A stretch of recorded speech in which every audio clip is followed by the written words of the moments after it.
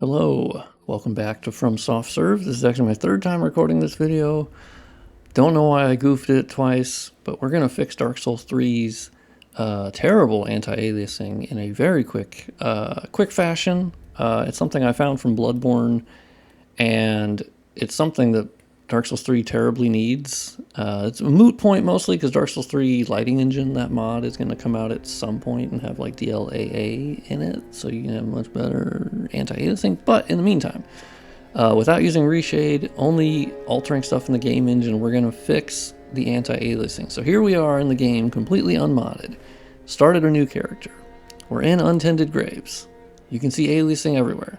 Dark Souls 3 has terrible anti-aliasing. So we're going to take a screenshot.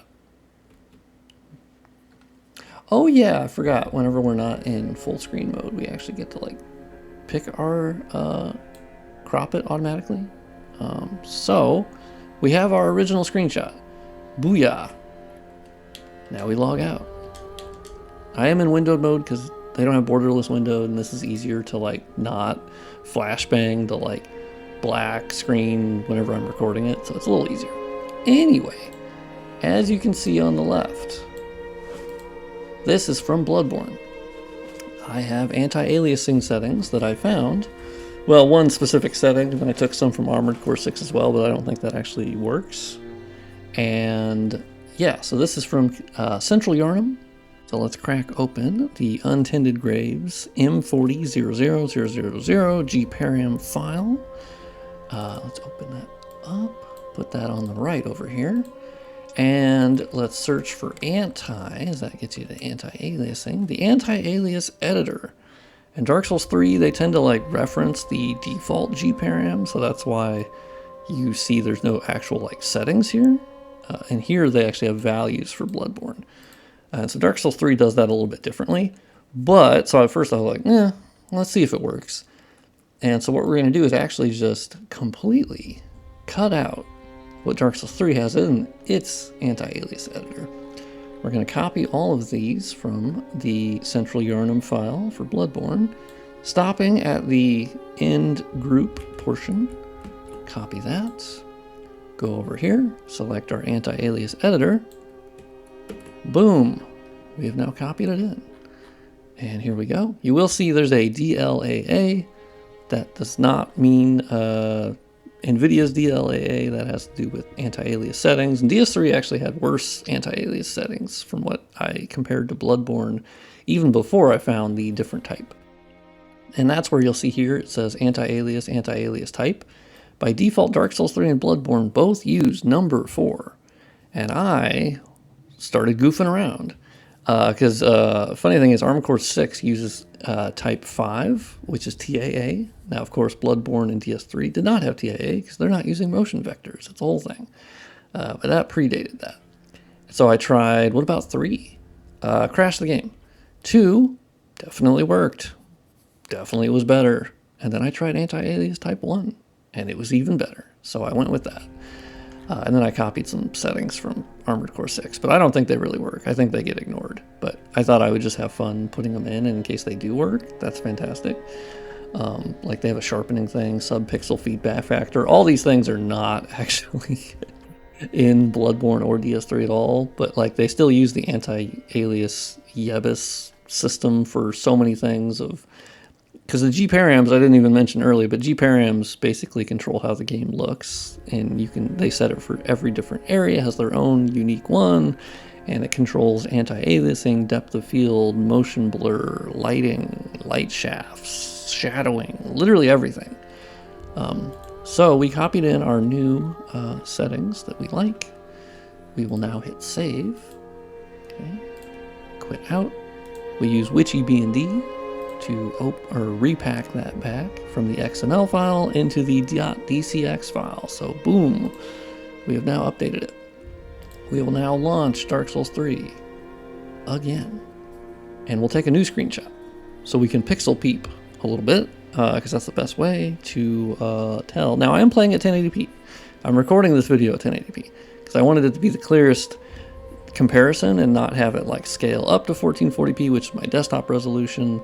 And so I didn't want that to get in the way, so it's just a native 1080p because I think a lot of people are going to play Dark Souls 3 at 1080p, and that's obviously where aliasing is worse. So the aliaser has a little bit more work to do. If you run it at 1440p, you'll have less aliasing, but it still will scale accordingly and need to anti-alias edges. But the default anti-aliasing for Dark Souls 3 just barely does anything. It's god awful. Okay, so here we have the improved anti-aliasing, and we will take a goddamn screenshot. And we have the jabroni still hanging out. He's living his best life over there. He's looking at me and he wants to attack me, but he has yet to do it. So this was from a prior attempt, so you can just completely disregard these images. I tried recording this video so many times, and it didn't work. It kept failing and I kept goofing. So here we are. Oh man, I got really good screenshots. Holy shit. Now you'll notice there's sometimes a slight fog difference where the fog is like moving, and yeah, that's not going to be perfect, but you'll still be able to notice the difference. So if we zoom in on the grass and then we look at the anti-aliased version, oh my god, it's so much better. Now, admittedly, are you getting a little bit more blur? Yes, you are. But that blur is worth it. Oh my god. If we zoom in on the chainmail, for instance, it is actually anti-aliasing those edges. And before, it was a little crunchy. A little crunchy, a little over-sharpened. If you look at the player's little gauntlet here, that's another example where, oh my god, it's actually anti-aliasing those edges now, where before it just has sawtooth edges left and right. If we look at the knife, let's go back to the original. It's pretty crunchy. It's sharpened all over. It's sharpened to hell and back. We can even look at the belt here. And then, aha, it's now cleaner. And they actually are working on the edges. Now, you'll notice I don't say clearer, because of course we are getting a little bit more blur, just a little bit. And that's because that's how anti-aliasing works. And so it's a trade-off. And I think here you get a pretty good amount of improvement for the blur that they are inducing. And that is anti-aliasing in a nutshell. So let's look at this image. It's crunchy to hell. This is the original. You can see just god awful. Like, it's not even that far from the camera, or from the player. Like, ugh. And then when we switch to anti-aliased, oh my god. Oh, it's such... Okay, now you'll notice there's a little bit more fog in the original one. Don't worry about the brightness. Don't worry about that. But the actual clarity of the foliage, not clarity, once again, I misspoke. Not the clarity, but how it's handling these edges. And now, oh my god, the foliage is so much better. It blends into the environment, where before it just, ugh, they just shove it in your face, this absolute hideous foliage. And when the anti-aliasing is changed to the modified one from Bloodborne, it's actually handling those edges for the foliage. And, you know, let's look at the helm, because you should be getting a little bit of difference here. So yeah, once again, sharpened and just barfed all over. And then when you switch to the good anti-aliasing, or better I should say, it handles the edges of the helm. And so you'll notice it has a little bit of edge blur, just a little bit. And so while it is softening the image just a bit, that's what anti-aliasing does. But before it was just ungodly terrible. Let's look at this tree up here. That's usually going to be a really good difference. Yeah, let's look at the leaves, or the branches.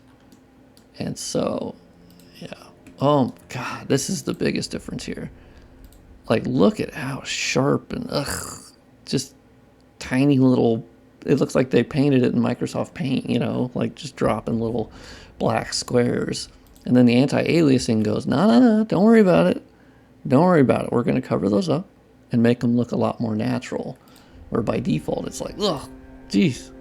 Oh my god. It's so bad. Yeah, let's zoom in on these. Okay, so here's the original, where you can barely make out what the fuck you're looking at. And then the anti-aliasing comes in and goes, all right, cool beans. Yes, we're blurring, but we're intelligently blurring.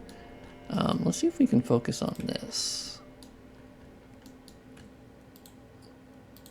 Yeah, like it's just a much better, like, it's just the cohesion of the image is improved. Maybe it's hard to explain, but I think the comparisons are doing a good job here of like, yeah, so here's the original, and it's just crushing anything in the image. And then you'll see the better anti-aliasing just absolutely cleans it up and goes, and you're actually resolving a little bit more detail. Because you can actually tell, like, in between here, like the branches, the better anti-aliasing is actually keeping the branches visible, where before it was actually crushing it so bad that it looked like nothing was even there. So let's look at this tombstone as well. This is always one of my favorite ones, because I've done comparisons on my own to see if I'd even make a video. So yeah, here's the close-up of the tomb, which once again is not far from the player. So this isn't like we're pixel peeping 800%, you know, 6 football fields down, you know, down the way. This is literally just right here, and you can tell, oh my god, it's just sharp. It's just, oh, it softens those edges.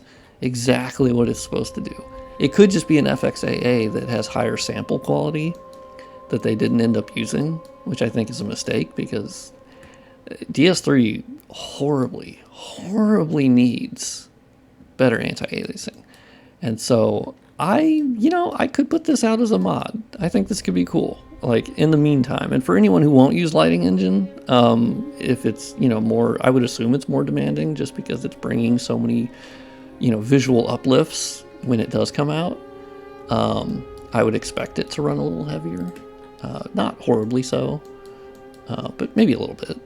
And, you know, so if anyone isn't, this could be a good way of getting better anti-aliasing without having to do anything except for download a mod. Super easy, pop it in.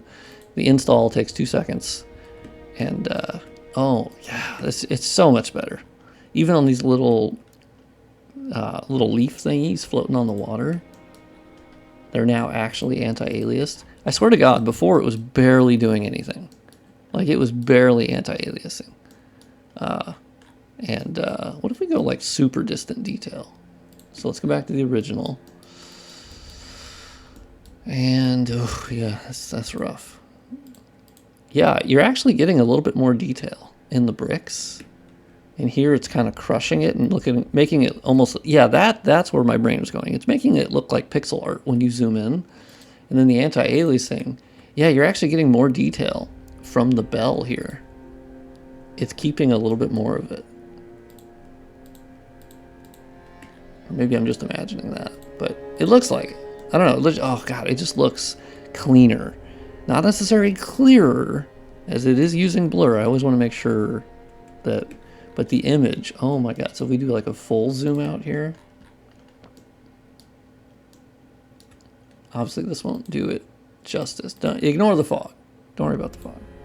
Yeah, the fog moved from here to here.